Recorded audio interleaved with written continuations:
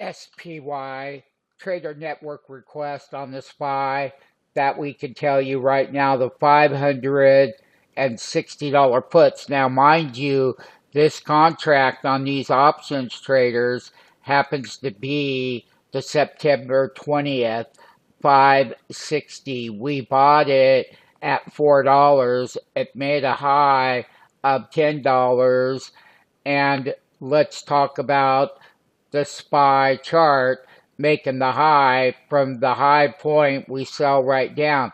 That 10-day simple moving average is at 553.5. That's our target. Yeah, it is. Not only that, that 20-day moving average, we know exactly where it is, 549.26. What an incredible bull move. With the correction and a pullback is healthy for it to come back down. Sign up for that free 5-day trial. Let us not forget 560 put options. We own them. We've been holding them since the day that we called that top reversal down. They popped on Friday, but a correction is long overdue